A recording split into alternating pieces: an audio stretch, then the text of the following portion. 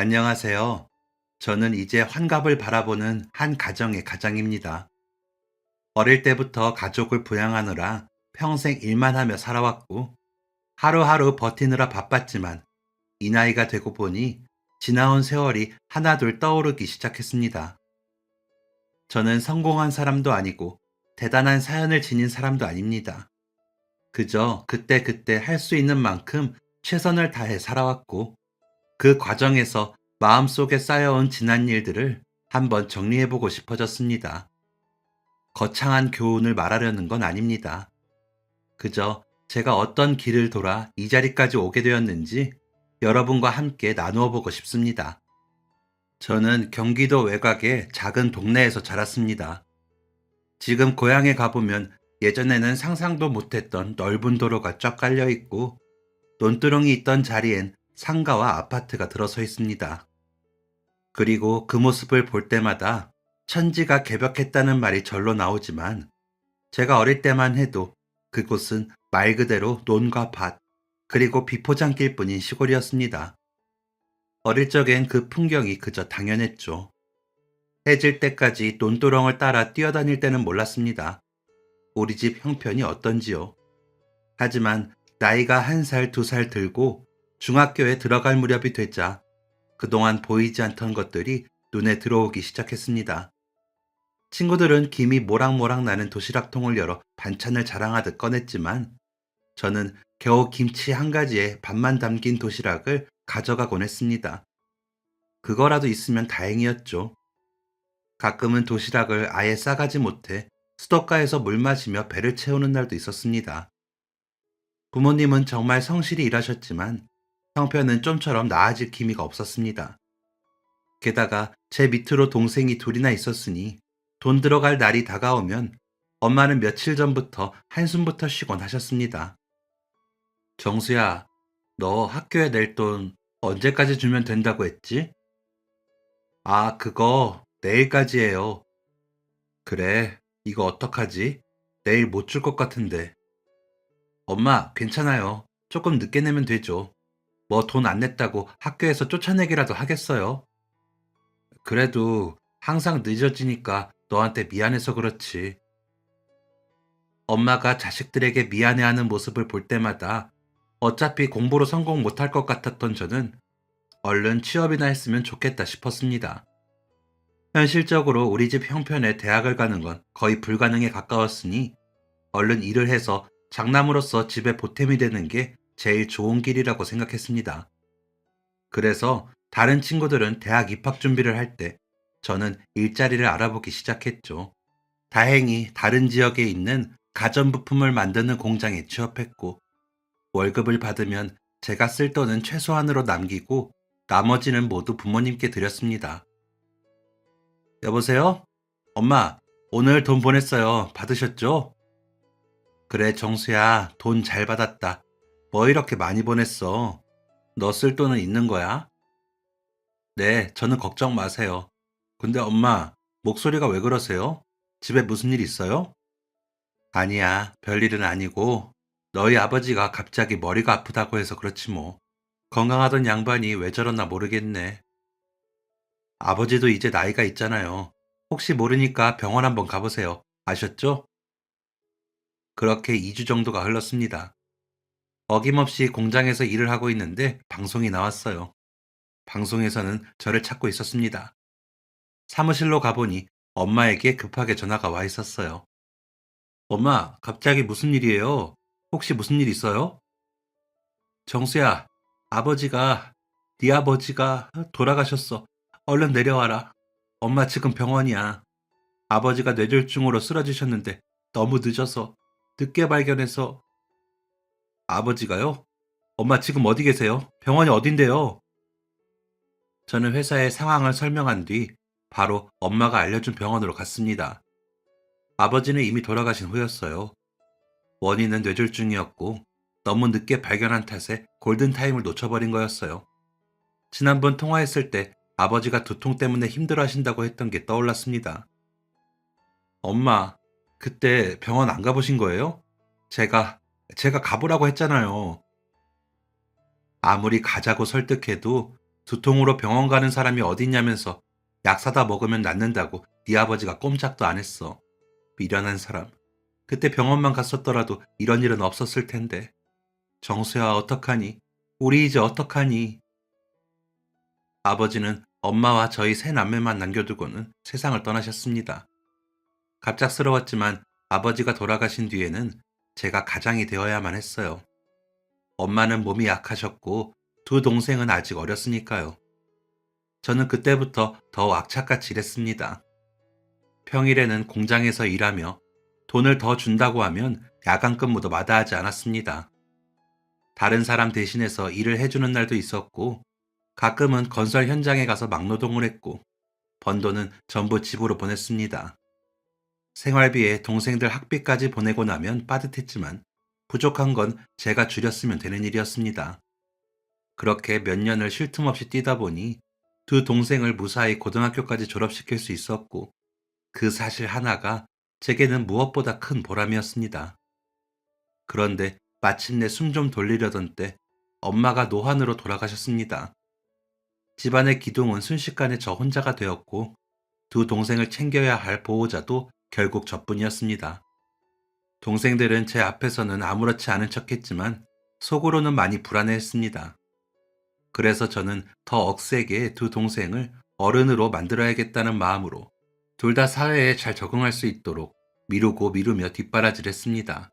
특히 막내 여동생은 성격이 여려서 걱정을 많이 했는데 이른 나이에 좋은 사람 만났고 제가 직접 결혼까지 무사히 보내던 날 세상에 그보다 홀가분한 순간이 없었습니다. 하지만 그 사이 세월은 빠르게 지나갔고 저는 어느새 결혼 정년기를 훌쩍 넘어버렸습니다. 일만 하고 있는 제게 공장 반장님이 안타까운 듯 말했습니다. 어이 정수, 자네는 만나는 사람도 없어? 맨날 그렇게 일만 하니까 사람 만날 시간도 없지. 반장님, 좋은 사람 소개나 시켜주고 그런 말을 하세요. 그래? 어디 보자. 내가 아는 여자가 누가 있더라. 아 참, 이번에 새로 운 경리 말이야. 그 여자는 어때? 나이도 비슷한 것 같고 정수 자네만 괜찮다고 하면 내가 중간에서 다리 놔줘볼게. 동료들은 새로운 격리와 저를 엮으려고 했습니다. 하지만 숫기가 없었던 저는 선뜻 다가가는 게 어려웠죠. 그리고 저는 현장에서 일하고 그분은 사무실에 있다 보니 마주칠 기회도 별로 없었습니다. 그러다가 공장에서 야유회를 가게 되었어요. 예전에는 회사를 다니다 보면 1년에 한 번씩 직원들의 친목 도모를 위해 소풍처럼 야유회를 가곤 했거든요. 저희 직원들도 그날을 기다리곤 했었죠. 몇 팀이 모여서 공장 근처에 있는 큰 저수지가 있는 공원으로 야유회를 갔습니다. 많은 사람들 속에는 동료들이 저와 엮어주려고 했던 그 격리 아가씨도 있었습니다. 그리고 반장님이 제게 그분을 소개시켜줬어요. 어이, 정수, 인사해. 이쪽이 내가 전에 말했던 김성희 경리. 둘이 나이도 비슷하고 애인도 없으니까 친하게 지내보라고. 어이, 반장님, 부담스럽게 왜 그러세요? 경리님도 불편해 하시잖아요. 애인 없는 사람들끼리 잘 지내면 좋지 뭘 그래. 아무튼 나는 이만 빠져줄 테니까 둘이 산책이라도 한 바퀴 하고 와. 반장님이 가고 나자 저희는 둘이 남게 됐습니다. 성희 씨도 쑥스러운지 고개도 들지 못하고 있었죠. 저는 괜히 미안했습니다. 그 김성희 씨라고 했죠? 저는 박정수입니다. 저희 반장님이 좀 짓궂으세요. 저랑 억지로 안 있어도 되니까요. 불편하시면 돌아가셔도 돼요. 네? 아니에요. 뭐 저도 딱히 여기 친한 사람이 별로 없어서요. 이렇게 된 거 반장님 말대로 산책이나 하실래요? 성희 씨와 저는 저수지 근처를 한 바퀴 돌면서 서로에 대해 좀 더 알아갔습니다. 그녀는 저보다 2살 어렸고 공장 격리팀에 들어온 지 얼마 되지 않았더라고요. 처음에는 부끄럽고 어색했지만 성희 씨와의 대화는 점점 즐거워졌습니다. 그러다 산책길 중간쯤 저수지를 따라 난 좁은 흙길을 걷던 순간이었습니다. 전날 비가 와서 바닥이 살짝 젖어 있었는데 성희 씨가 작은 돌을 피하려다 발을 헛디디는 바람에 중심을 잃고 말았습니다. 그리고는 그대로 저수지 쪽으로 기울더니 물속으로 빠져버렸습니다. 저는 놀랄 겨를도 없이 곧장 그녀의 손을 잡고 밖으로 끌어냈습니다. 성희 씨, 놀라셨죠? 괜찮으세요? 신발이랑 바지가 다 젖었어요. 네? 세상에, 이를 어째. 근데 정수 씨도 다 젖었어요. 우리 둘 다 꼴이 말이 아니네요. 여기 계속 있으면 안 되겠어요. 이러다 감기 걸리겠어요. 일단 제 외투 입고 계세요. 제가 반장님한테 먼저 간다고 말하고 오겠습니다. 저는 다른 사람들에게 양해를 구하고 성희 씨를 데리고 먼저 야유회를 빠져나왔습니다. 그리고 성희 씨를 집까지 안전하게 갈 수 있게 해주고 저도 집으로 돌아왔어요. 그런데 참 신기하게도 그날부터 그녀가 신경 쓰이고 궁금해졌습니다. 주말 내내 감기에 걸리진 않았는지 걱정도 되더라고요. 그리고 드디어 월요일이 되었습니다. 저는 출근을 하자마자 그녀의 사무실 근처를 서성거렸죠. 들어가 볼까 말까 하고 주저하고 있는데 뒤에서 저를 부르는 소리가 들렸습니다. 성희 씨였어요. 정수 씨? 여기서 뭐 하세요? 아, 성희 씨 오셨어요? 주말 잘 보내셨어요? 몸은, 감기는 안 걸리셨고요? 아, 네, 덕분에 괜찮았어요. 정수 씨는요? 저는 뭐 워낙 건강해서요. 건강 빼면 시체입니다. 그녀는 제 말에 고개를 숙인 채 살며시 웃었고 그 모습이 참 예뻐 보였습니다. 그러다 성희 씨는 뭐가 생각났다는 듯 제게 종이 가방을 하나 내밀었어요. 이거 받으세요. 그날 빌려주신 정수 씨 외투예요. 집에 가서 세탁도 깨끗하게 해왔어요. 아, 그냥 말리기만 해서 주셔도 되는데. 네? 정수 씨, 가만 보면 되게 웃긴 사람 같아요. 정수 씨, 그날 저 구해주신 게 고마워서 그러는데 금요일 저녁에 같이 식사하실래요? 성희 씨의 뜻밖의 제안에 저는 당연히 좋다고 고개를 끄덕였습니다. 그리고 매일매일 설렘 속에서 금요일만 기다렸죠. 동료들도 계속 웃고 있는 저를 보면서 좋은 일이 있는 거냐고 궁금해할 정도였습니다. 그리고 드디어 약속한 금요일이 되었죠. 저희는 시내에 있는 경양식집에 가서 돈가스를 먹었고 누가 먼저랄 것도 없이 자연스럽게 연애를 시작했습니다. 성희 씨는 착하고 부지런한 사람이었고 저는 그녀를 놓치고 싶지 않았어요. 둘 사이가 깊어지면서 결혼도 하고 싶었죠. 하지만 제 사정이 어렵다 보니 선뜻 같이 살자는 말이 나오지 않았습니다. 그런데 어느 날 성희 씨가 먼저 묻더라고요. 정수 씨, 정수 씨는 왜 결혼 이야기를 안 꺼내요? 그래도 우리 만난 지 1년도 넘었는데. 성희 씨, 그게 아니라 당신도 내 사정 알잖아. 나는 부모님도 일찍 돌아가셨고 두 동생 뒷바라지 하다 보니까 모아둔 돈도 별로 없어서. 정수 씨, 나도 가진 거 별로 없기는 마찬가지예요. 준비될 때까지 기다리는 것보다는 둘이서 같이 시작해보는 게 훨씬 괜찮을 것 같지 않아요? 성희 씨, 고마워. 그리고 미안해. 그런 말도 먼저 하게 해서. 내가 이 나이 되도록 부족한 것 투성이지만 성희 씨가 나랑 결혼만 해준다면 앞으로는 행복할 수 있도록 최선을 다할게. 결혼을 약속하고 성희 씨의 집안 허락을 맡은 뒤 저희는 소박하게 결혼식을 올렸습니다. 사진도 한 장 찍어서 액자에 넣어두니 그제야 제게도 아내가 생긴 게 실감나더군요. 저는 매일 아침 일어나서 그 사진을 보면서 마음을 다잡았습니다. 결혼 전에 아내에게 약속했던 것처럼 행복한 가정을 꾸리기 위해서 하루하루 최선을 다했습니다. 아무래도 혼자 버는 것보다 둘이 버니까 돈도 금방 모였어요.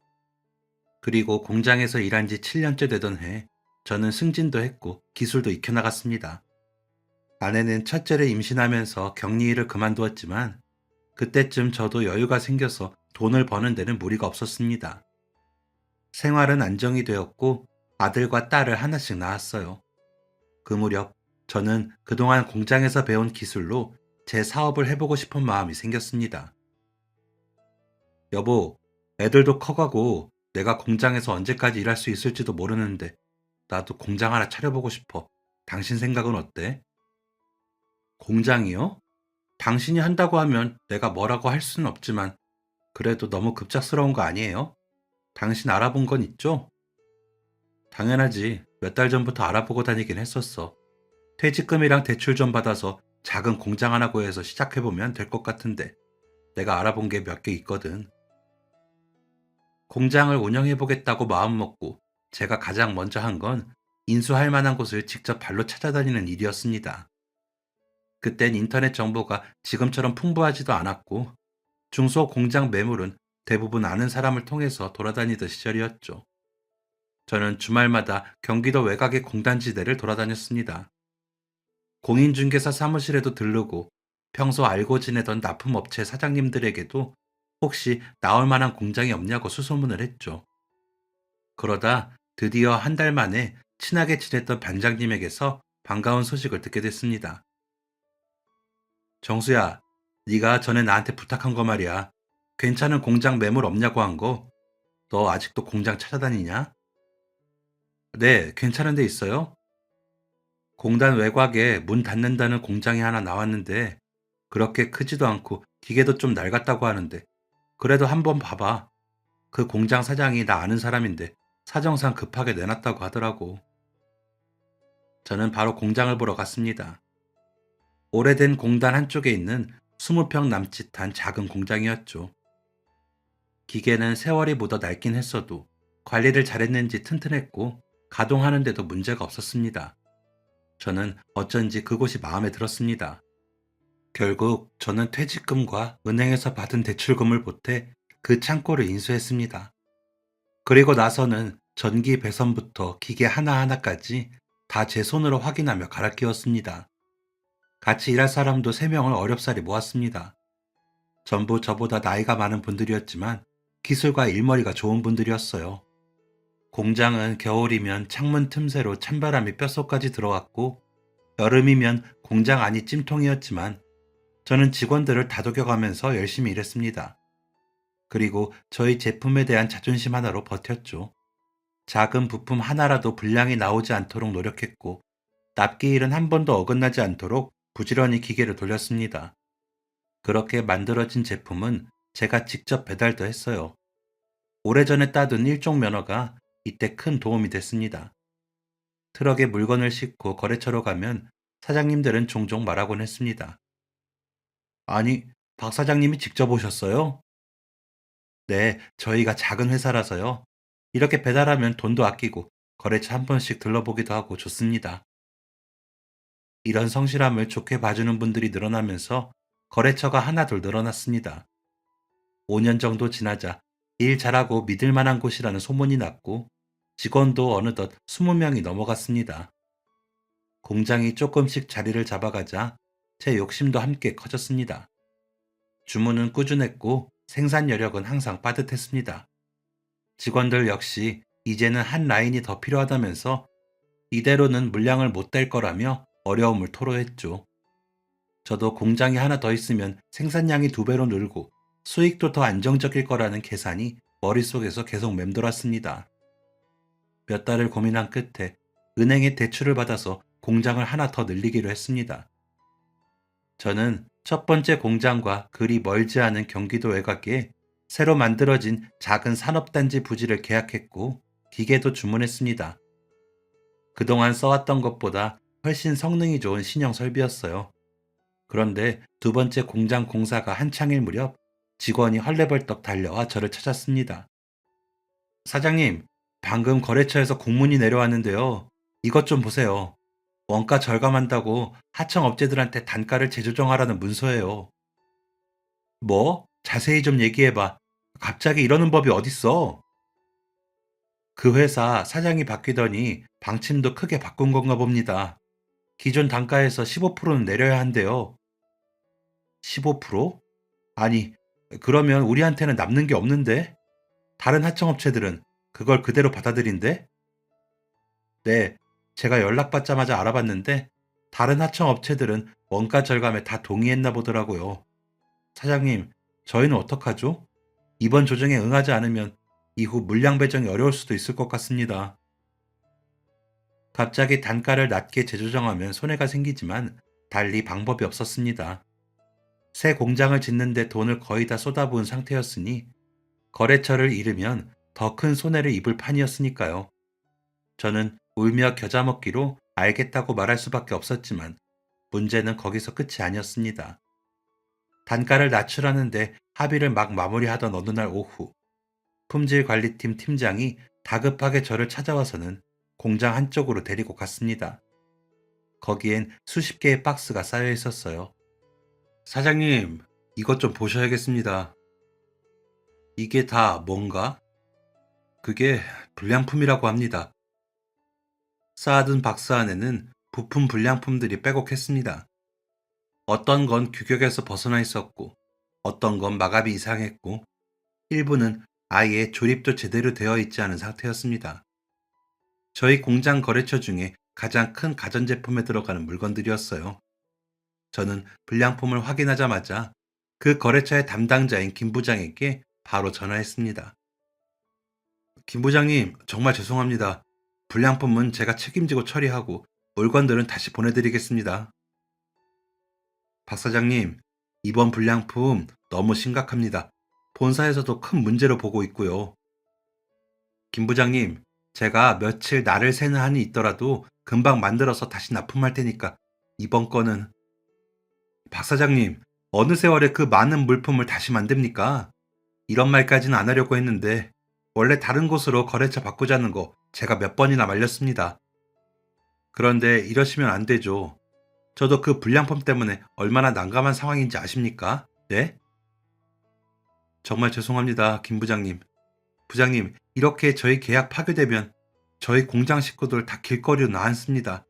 제발 저 한 번만 믿어주십시오. 제가 직접 찾아뵙고 말씀드리겠습니다. 박 사장님, 제가 어떻게 할 수 있는 일이 아니에요. 이 일 때문에 본사에서 내일 공장으로 내려온다고 했으니까 박 사장님이 직접 오셔서 설명드려 보세요. 제가 해드릴 수 있는 건 거기까지입니다.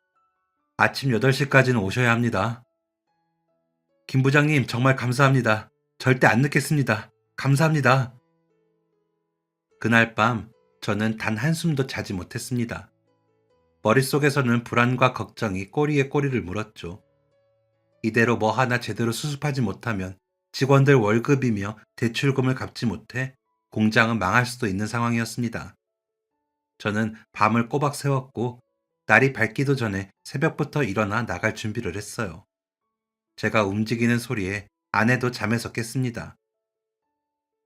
여보, 날도 안 밝았는데 벌써 나가려고요? 응, 급히 거래처 직원을 만나봐야 할 것 같아서. 나 때문에 깼나 보네. 더 자.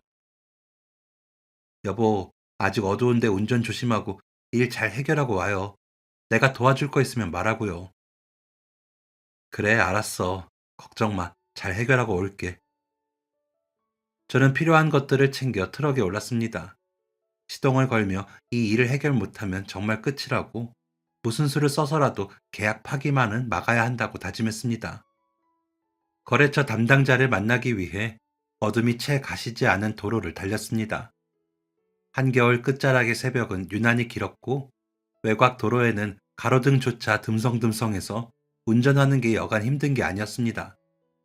그래도 오늘만 잘 넘겨서 어떻게든 기회를 잡을 거라 중얼거리며 운전하던 그때였습니다. 검은 도로 한편에서 누군가 손을 크게 흔들며 지나가는 차에게 도움을 청하고 있었습니다. 하지만 차들은 그 옆을 쌩하고 지나가기 바빴죠. 저도 생사의 기로에 설 정도로 중요한 일이 있으니 못 본 척 지나칠까 했지만 멀리서도 느껴지는 간절함에 차마 그럴 수가 없었어요. 그래서 천천히 속도를 줄이고 차를 갓길에 세웠습니다. 그러자 그 남자가 제 쪽으로 뛰어왔어요. 선생님, 제발 좀 도와주세요. 저기, 무슨 일이에요? 사고가 난 겁니까? 도와드릴 테니까 천천히 침착하게 말씀해 보세요. 그게 차를 타고 가다가 제가 실수를 해서, 그래서 아내가 정신을 잃었어요. 어디서 사고가 난 겁니까? 같이 가보시죠. 사고 때문에 많이 놀란 탓인지 남자는 제대로 말을 잇지도 못할 정도로 다급했고 저는 차에서 내려 사고 현장을 직접 확인했습니다. 남자의 다리는 떨렸고 이마엔 피와 흙이 뒤섞여 있었습니다. 본인도 꽤 다친 듯 했지만 그 사실을 인지 못하고 있는 모습이었죠. 그를 따라가 보니 남자가 탔던 자동차는 도로 옆 배수로로 반쯤 처박힌 상태였습니다.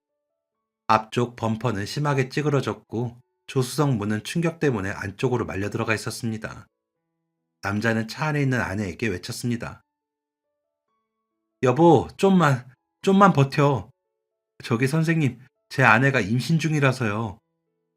네? 임신이요? 아니, 그걸 왜 지금 말합니까? 119에 신고는 했어요? 사고 날 때 핸드폰이 날아갔나 봐요. 아무리 찾아봐도 보이질 않아서. 이러고 있을 때가 아니에요. 내가 바로 신고하겠습니다. 저는 망설임 없이 휴대폰을 꺼내 119에 신고했습니다. 그리고 차에서 챙겨온 손전등을 들어 사고 차량 내부를 비추며 혹시나 추가 위험이 없는지 확인했습니다. 그리고는 운전자에게 계속 말을 걸며 정신을 붙잡아 줬습니다. 이럴수록 집안 가장이 정신을 똑바로 챙기고 있어야 합니다. 곧 구급대 올 거예요. 걱정 마세요. 제가, 제가 운전만 조심했어도 아내가 지금 아기까지 있는데 지금은 그 생각 마세요. 일단 안전하게 병원으로 가는 게 먼저입니다. 아내분도 조금만 더 버티세요. 마침내 사이렌 소리가 멀리서 들려왔고 저는 깊게 안도의 숨을 내쉬었습니다. 구급대가 도착하자 저는 최대한 상황을 간단히 설명했습니다. 임신부는 들것에 실려 조심스럽게 구급차로 옮겨졌고 그 남자도 함께 탔습니다. 그 짧은 순간 남자는 구급대원이 문을 닫으려는 걸 붙잡고 제게 고개 숙여 인사했습니다. 선생님, 정말 감사합니다. 선생님이 아니었다면 우리 아내랑 아기는... 아닙니다. 이러고 있을 시간 없어요. 얼른 병원으로 가세요. 괜찮을 겁니다. 그리고 구급차는 출발했습니다. 그들이 떠나는 뒷모습을 보고 제 트럭으로 돌아와 시계를 보니 시간이 꽤 많이 흘러 있었습니다. 그래서 부랴부랴 출발했지만 도착해보니 이미 약속했던 것보다 1시간이나 늦어버렸죠. 저는 김 부장님을 찾아갔습니다. 김 부장님, 죄송합니다. 제가 새벽에 운전해서 오다가 사고 난 사람을 도와주는 바람에 늦었습니다. 정말 죄송합니다. 박 사장님, 제가 어제 전화로 말씀드리지 않았습니까? 약속 시간에 늦지 말라고요. 이미 다 끝났습니다. 오늘 사장님도 같이 오셨었어요. 근데 사장님이 약속 시간 하나 지키지 못한 사람이랑 더는 거래할 수 없다고 계약 파기하랍니다. 불량품 때문에 납기 기한 못 맞춘 것도 전부 다 보상하라고 하시네요. 아, 네? 부장님, 제발 다른 방법 없겠습니까? 제가 뭐든 다 하겠습니다. 제발 계약 파기만은 한 번만 고려해 주시면 안 될까요? 박 사장님, 죄송합니다. 이미 늦었어요. 저는 바빠서 이만. 저는 그대로 그 자리에 주저앉았습니다. 아무리 해도 이미 틀어진 일을 돌릴 수 없다는 걸 실감했습니다. 그때부터 공장은 완전히 적자로 돌아섰습니다. 전기세, 원자재 대금, 직원들 월급, 은행 이자 상환, 어느 하나 미룰 수 있는 게 없었죠. 하루하루 허덕였고 어떻게든 해보려 했지만 직원들의 월급까지 밀리는 상황에 처했습니다. 그러자 몇몇은 회사를 떠났어요. 남은 직원들도 사실상 무급으로 버티고 있는 상태나 다름없었죠. 공장에 들어가면 예전엔 하루 종일 돌아가던 기계들이 멈춰 서 있었습니다. 그 쇳소리 없는 정적이 얼마나 참혹하게 느껴졌는지 모릅니다. 결국 저는 공장 문을 닫아야만 했습니다. 첫 번째 공장을 팔아 몇 달치의 이자와 남은 직원들에게 급여를 해결했지만 그것만으로는 턱없이 부족했죠. 매일매일 집 전화, 핸드폰 할 것 없이 독촉 전화가 왔습니다. 그게 듣기 싫어서 한동안은 전화도 받지 않았어요. 하지만 결국에는 집도 차도 다 팔아야 했습니다. 하나하나 팔 때마다 몸의 일부를 떼어내는 것 같은 기분이 들었습니다. 그렇게 모든 걸 정리했지만 여전히 빚은 남아 있었습니다. 제 이름으로 된 자산은 하나도 남지 않았고 신용등급은 바닥까지 떨어졌어요. 결국 저는 모든 걸 잃은 실패한 사업가가 되었습니다. 그렇게 다시 생계부터 고민해야 하는 신세가 되었지만 하루도 쉴 수는 없었습니다. 저에게는 먹여 살려야 할 아내와 자식들이 있었으니까요. 그래서 공장에서 일하고 있는 친구를 만나서 일자리를 부탁했습니다. 상철아, 너도 내 사정 알지? 나 어디 일할 데 없겠냐? 정수, 네 사정 알지? 근데 요즘 이쪽 사정도 좋지가 않아. 알아보긴 하겠다만 나도 장담은 못 하겠다. 근데 듣자 하니까 네가 그 거래처 약속 시간에 늦어서 일이 틀어진 거라며? 거기 사장이 시간 엄수에 얼마나 민감한지 몰랐어? 알지. 아는데 아는 놈이 왜 그런 거야? 정수 너 시간 약속은 잘 지켰잖아. 그날 내려가다가 도로에서 사고 난 사람 도와주는 바람에 좀 늦게 출발하게 됐어. 저는 그날 있었던 일을 말해줬고 친구는 무척이나 안타까워했습니다. 정수 너도 참 그 사람들 도와준 거 후회 안 하냐? 그 일만 아니었어도 공장 폐업하는 건 막을 수 있었을지도 모르잖아. 그래, 네 말대로 그 사고를 모른 척하고 지나쳤다면 지금쯤 회사도 살리고 빚도 없었을지 모르지.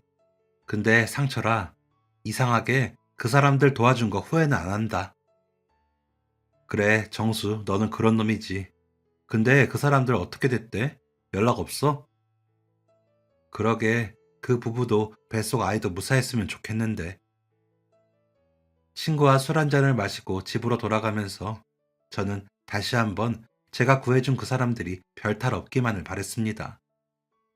일자리를 부탁했지만 기대했던 소식은 들을 수 없었고 제가 당장 할 수 있는 거라고는 건설 현장의 일용직뿐이었습니다. 오랜만에 막노동을 하는 거라서 처음 몇 주는 온몸이 아팠지만 그것도 적응이 됐죠. 2달 정도 지났을 때 일을 마치고 집으로 돌아가는 중이었습니다. 저희 가족이 이사한 집은 시내버스 종점이 있는 동네였어요. 그래서 집에 가려면 버스가 주차되어 있는 회사 건물을 지나쳐야 했습니다. 퇴근길이나 장 보러 나갔다 돌아올 때마다 그곳에 따닥따닥 주차된 버스들이 눈에 들어오곤 했죠. 그러던 어느 날이었습니다. 평소처럼 그 앞을 지나가는데 시내버스 운전기사를 구한다는 구인 공고가 눈에 들어왔어요. 저는 가던 길을 멈추고 한참 동안 그 종이를 들여다봤습니다. 자격 조건은 까다롭지 않았어요. 일종 대형 면허를 소지하고 10년 이상의 운전 경력이 있어야 했습니다. 다행히 저 역시 운전 경력은 이미 차고 넘쳤고 일종 면허도 있던 터라 조건에는 부합했죠. 그래서 저는 바로 면접을 받고 안전교육과 회사 자체 시험을 통과해 시내버스 운전기사가 되었습니다. 버스 운전이 익숙해지는데 시간이 걸렸습니다. 정해진 시간표에 맞춰 다녀야 했고 기온이나 도로 상황, 승객 수에 따라 그 일정이 조금만 달라져도 곧바로 다음 회차까지 영향을 주더라고요. 힘들긴 했어도 저는 그 일을 소중히 여겼습니다. 몇 년간 사고 없이 꾸준히 일하다 보니 안정적으로 돈을 벌 수 있었고 그 사이 아이들은 어느새 고등학교를 졸업할 나이가 되어 대학교 진학을 준비하고 있었습니다. 저는 학비가 걱정이 돼서 아내에게 물어봤습니다. 여보, 우리 첫째는 내년에 대학교 가고 둘째는 고등학교 들어가는데 돈이 지금보다 더 필요하겠지? 회사에서 학자금 지원을 해준다고 해도 모자른 부분이 있긴 할 텐데 얼마나 더 있어야 하나? 그러게요. 대출을 아직 다 못 갚아서 빠듯한데. 여보, 나도 집에서 일할 거 없는지 알아볼 테니까 걱정 마요. 내가 진작 일을 했어야 했는데. 무슨 소리야? 당신 요즘 몸도 안 좋다며. 내가 어떻게든 해볼 테니까 일할 생각하지 말고 애들이나 잘 챙겨줘. 아내에게 그렇게 말은 했지만 생각해보니 제 월급만으로는 빠듯했고 어떻게 하면 돈을 더 벌 수 있을지 고민하게 됐습니다. 그러던 어느 날 제가 시내버스 운전을 막 시작했을 때 사수였던 선배를 만나게 됐습니다. 선배는 회사를 관두고는 고속버스를 몰고 있었어요. 선배는 장시간 운전이 피곤하고 힘들기는 해도 돈은 더 된다고 했죠. 그 말을 듣자 솔깃했습니다. 그래서 선배에게 자세히 물어봤어요. 저기 형님, 고속버스 운전하는 거 많이 어려울까요? 왜? 정수 너도 관심 있어? 저희 큰놈이 내년엔 대학 가야 하고 둘째는 고등학생이 되는데 그래서 돈 들어갈 곳이 한두 군데가 아니라서요. 그렇지. 자식들 공부시키려면 돈 많이 들지. 정수 네가 시내버스 운전을 얼마나 했지? 5년 했나? 너 정도 경력이면 면접만 붙으면 바로 투입될 것 같은데. 저는 그 말에 마음이 흔들렸습니다. 장거리 운행은 부담이 있었습니다. 밤 운행도 많고 집에 들어가 쉬는 게 쉽지 않다는 이야기를 많이 들었으니까요. 그래도 저는 돈이 필요했기에 며칠 뒤 선배의 소개로 고속버스 회사에 면접을 보러 갔습니다. 시험도 보고 기초안전 교육을 다시 받고 시험 운행 기간을 무사히 통과한 뒤 저는 고속버스 운전기사가 되었습니다. 고속버스는 시내버스와는 완전히 달랐습니다. 특히 운전 시간이 길어서 허리가 무척 아팠죠. 한 번 운행을 나가면 아무리 짧아도 왕복 4, 5시간은 기본이었고 피곤한 날엔 졸음과도 싸워야 했습니다. 그럼에도 불구하고 저는 참을 수 있었습니다. 아이들이 대학에 들어갔고 등록금을 마련해 줄 수 있다는 사실이 저를 버티게 했습니다. 고속버스를 운전한 지 2년이 지났을 때였어요. 쉬는 날이라 오랜만에 집에서 아내와 함께 점심을 먹으려는데 갑자기 속이 좋지 않더라고요. 결국 저는 참지 못하고 입을 막으며 화장실로 달려갔습니다. 그리고는 먹었던 걸 다 토해냈어요. 아내는 저를 따라 들어오더니 등을 두드리며 걱정스레 물었습니다. 여보, 왜 그래요? 속이 안 좋아요? 아, 왜 이러지? 며칠 전에 먹은 게 체했나? 여보, 당신 얼마 전에도 계속 소화 안 된다고 하지 않았어요? 혹시 그때부터 계속 이랬던 거 아니에요? 우리 병원 가봐요. 에이, 이런 걸로 병원은 무슨. 소화제 먹으면 괜찮아. 아니에요. 당신 요즘 살도 갑자기 많이 빠진 게 아무래도 이상해요. 얼른 옷 입어요. 나랑 같이 병원 가봐요. 아내에게는 괜찮다며 내색하진 않았지만 솔직히 집을 나설 때부터 기분이 이상해졌습니다. 뭔가 불길한 예감이 들었어요. 그리고 아내와 함께 병원으로 향했죠. 동네 병원에서는 아무래도 더 큰 병원으로 가서 정밀한 검사를 받아보라고 건의를 하더라고요. 결국 저는 더 큰 병원으로 가서 검사를 받았고 며칠 뒤 위암이라는 진단을 받았습니다. 위암이라는 사실을 알게 된 건 충격이었지만 사실 제게는 그것보다 더 큰 걱정이 생겼습니다. 그건 바로 저희 가족의 생계였습니다. 걱정 말고 수술과 치료를 잘 받으면 다시 건강해질 수 있다고 말하는 의사에게 물어봤습니다. 선생님, 그럼 수술 받고 나면 언제쯤 다시 일할 수 있을까요? 수술하고 항암 치료하면 적어도 1년은 지나야 다시 일하실 수 있을 겁니다. 그것도 경과가 좋아야지 말이죠. 생각보다 오래 걸리는 치료 기간에 저는 머릿속이 하얘졌습니다. 회사에 바로 상황을 알렸지만 병가로 인정해주는 건 3개월 무급뿐이었어요. 1년 동안 수입 없이 생활하는 것은 현실적으로 불가능했습니다. 아내는 자신도 일을 구해보겠다고 했지만 그렇다고 해도 아이들 학비와 전세금을 대느라 모아놓은 저축도 없었기에 1년 동안 제 수입 없이 살 생각을 하니 막막했습니다. 실업급여를 알아보려 고용보험에도 물어봤지만 스스로 사직한 경우에는 지원이 되지 않는다는 답변뿐이었습니다.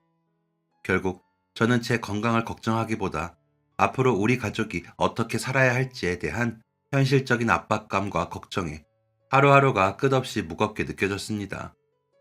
앞으로 어떻게 살아야 할지 걱정이 됐지만 그래도 건강이 먼저였습니다.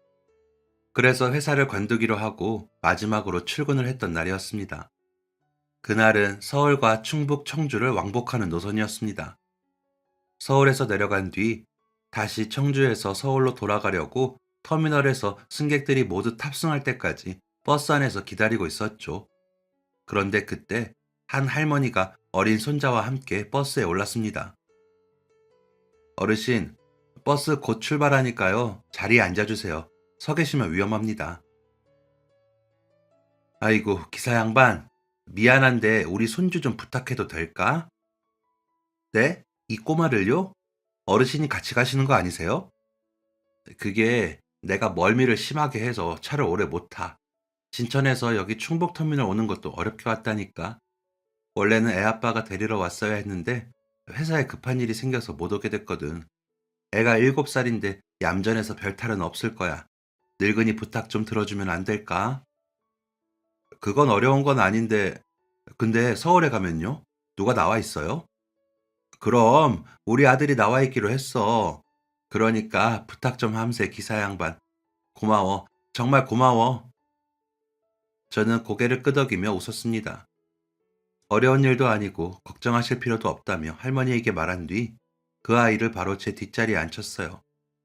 작은 가방을 등에 메고 긴장한 듯 앉아있는 아이를 보니 자연스레 우리 아이들의 어릴 적 모습이 떠올랐습니다. 버스가 서울을 향해 달리는 동안 저는 가끔 뒤를 돌아보며 그 아이가 잘 있는지 확인했어요. 아이는 생각보다 침착하게 앉아 있었고 다행히 별다른 문제 없이 터미널에 도착했습니다. 다른 승객들이 모두 내린 뒤 저는 아이를 데리고 아버지가 기다리고 있다는 대합실로 향했습니다. 아이는 자신의 아버지를 발견했는지 아빠! 라 외치며 뛰어갔어요. 그는 아이를 꼭 껴안은 뒤 몸을 일으켜 제게 인사를 전했습니다. 어머니한테 전해 들었습니다. 기사님, 감사합니다. 멀려 어려운 일도 아닌데요. 애가 얌전하고 의젓하더라고요. 그럼 저는 이만 가보겠습니다. 인사를 하고 뒤를 돌아서는데 아이의 아버지가 저를 붙잡았습니다. 기사님, 잠깐만요. 저희 혹시 어디서 본 적 있나요? 얼굴이 익숙한데. 저기, 그 7년 전에요. 도로에서 사고 난 사람 구해주신 적 있죠? 네? 그걸 어떻게 하시는지. 설마 그때 맞네. 저희 부부 구해준 그 선생님 맞으시죠? 아이의 아버지는 반가운 얼굴로 덥석 제 손을 잡았습니다. 그는 몇 년 전 제가 도로에서 도와줬던 바로 그 남자였습니다. 저는 잠시 말을 잇지 못했습니다. 그때의 기억이 물밀듯 되살아났죠. 남자는 말을 이어갔습니다. 그때는 정말 경황이 없었습니다. 구급차 타고 나서도 아내랑 아내 뱃속의 아이가 잘못될까봐 그 걱정뿐이었거든요. 그날 선생님이 도와줘서 저희 가족이 다 무사할 수 있었어요. 정말 감사했습니다, 선생님. 아닙니다. 그럼 그때 그 아이가 혹시? 네, 이 아이 맞아요. 사고 나고 그 다음 해에 무사히 태어나서 올해 7살이 됐습니다. 퇴원하고 나서야 선생님한테 꼭 고맙다고 해야겠다고 생각했는데 연락처를 알 수가 없었죠.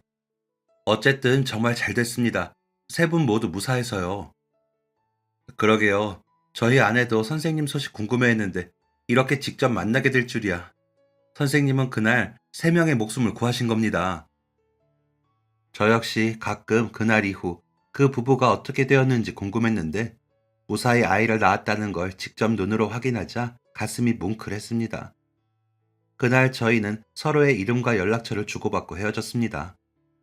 아이 아버지의 이름은 강진만이었고 며칠 뒤 진만 씨에게서 연락이 왔습니다. 제가 수술을 받기 위해 병원에 입원해 있을 때였어요. 선생님, 접니다. 제가 식사 대접을 해드리고 싶은데 혹시 내일 저녁에 시간 되십니까? 그게 내일은 좀 어려울 것 같습니다. 사실 제가 지금 병원에 입원해 있습니다. 병원이요? 선생님, 혹시 어디 안 좋으신 겁니까? 그게 제가 위암 수술을 앞두고 있습니다. 내일 모레 수술 받을 예정이라서요. 그리고 진만 씨, 대접은 괜찮습니다. 이미 예전 일이고 진만 씨 가족이 잘 살고 있는 거 알았으니 저는 그걸로 만족합니다. 뭘 바라고 한 일 아니니까 너무 신경 쓰지 마세요. 제가 이렇게 말하자 진만 씨는 병원으로 찾아오겠다며 이름을 알아갔고 다음날 정말로 그가 찾아왔습니다. 아휴, 여기까지 진짜 오셨네요. 안 오셔도 된다니까. 아닙니다. 와봐야죠. 근데 위암이라니 많이 안 좋으신 겁니까? 위암이야 수술하면 된다지만 그 이후가 걱정입니다. 항암 치료까지 하면 1년은 쉬어야 한다고 하는데 회사도 그만뒀습니다. 진만 씨 만난 것도 마지막 출근 날이었어요. 수술보다 제가 일을 안 하면 앞으로 우리 가족 먹고 살 일이 걱정입니다. 답답한 나머지 저도 모르게 진만 씨에게 신세 한탄을 한 것 같아 괜히 미안해졌습니다. 그는 제 말을 차분히 듣더니 말했습니다. 선생님, 제가 가족과 함께 살아남을 수 있었던 건 전부 선생님 덕분입니다. 사실 오늘 뵙자고 한 것도 그날의 은혜를 어떻게든 갚고 싶어서였습니다. 괜찮으시다면 제가 선생님의 수술비와 병원비를 해결해드리고 싶습니다. 아유, 어떻게 제가 그걸 받습니까? 아닙니다. 저 아니었어도 누군가는 분명 도왔을 일이에요. 정말로 괜찮습니다. 저는 괜찮다고 몇 번이고 거절했지만 진만 씨는 그날 바로 제 수술비와 그 외의 모든 병원비를 납부했습니다. 하지만 그뿐만이 아니었죠. 선생님, 그리고 제가 작은 회사를 운영하고 있습니다. 직원 복지 차원에서 출퇴근용 버스를 한 대 운행하려고 하는데 선생님께서 그 버스 운전을 맡아주시면 안 되겠습니까? 1년 뒤에 다시 건강해지시면 말입니다. 네? 제가요? 네, 출퇴근 버스라 왕복 1시간 정도이니 고속버스 운전보다 덜 힘들고 시간도 규칙적이라서 건강에 큰 무리도 안 갈 겁니다. 부탁드리겠습니다. 너무나도 좋은 제안에 잠시 말을 잇지 못했지만 결국에는 고개를 끄덕이며 수락했습니다. 그날 이후 저는 무사히 수술을 마쳤고 건강을 회복했습니다. 그리고 항암 치료까지 모두 끝나자 진만 씨가 사장으로 있는 회사에서 출퇴근 버스를 운전하게 됐습니다. 안정적인 근무 환경 덕에 가족과 함께 보내는 시간도 많아졌습니다. 그날 이후 세월은 정말 빠르게 흘러갔습니다. 한때는 고속도로를 달리며 휴게소에서 허겁지겁 끼니를 때우던 날들이 분명 있었는데 이제는 그 모든 시간이 제 인생의 한 페이지처럼 느껴집니다. 지금 저는 회사의 출퇴근 버스를 운전하며 규칙적인 하루를 보내고 있습니다. 아침이면 같은 시간, 같은 자리에 서서 졸린 얼굴로 버스에 올라타는 직원들을 맞이하고 해가 기울 무렵이면 피곤한 표정으로 집으로 향하는 그들을 다시 태웁니다. 예전처럼 먼 길을 달릴 일도 없고 밤새 운전할 걱정도 없지만 이 단조로운 일상에서 더 깊은 안도감을 느낍니다. 그리고 가끔은 도로 위에서 신호를 기다리다 문득 오래전의 그날 밤이 떠오릅니다. 아무도 멈추지 않던 어둡디 어두운 도로, 차량 불빛 사이에 비쳐 보이던 도움이 필요하다며 손을 흔들던 그 남자의 얼굴. 돌이켜보면 그날의 선택 하나가 한 가족의 생명을 구했고 제 인생의 흐름까지 완전히 바꿔놓았습니다. 그 일로 새로운 인연이 만들어졌고 저희 가족의 생계 또한 지킬 수 있었습니다. 그리고 저는 그 일을 통해 아주 분명한 걸 배웠습니다. 누군가의 손을 잡아주는 일, 잠깐 멈춰서는 일처럼 사소해 보이는 행동이 어떤 사람에게는 삶을 바꾸는 계기가 될 수 있다는 것 말입니다. 그래서 저는 지금도 도움이 필요한 사람이 보이면 망설이지 말자고 다짐합니다. 제가 운전하는 이 버스 안에도 각자의 사연과 무게를 안고 살아가는 삶들이 있을 겁니다. 그리고 그런 사람들에게 제가 해줄 수 있는 작은 친절, 작은 선택들이 누군가에게 좋은 기억으로 남길 바라며 오늘도 운전대를 잡습니다. 지금까지 사연 들어주셔서 감사합니다. 사연이 재밌으셨다면 구독과 좋아요를 눌러주세요. 감사합니다. 안녕히 계세요.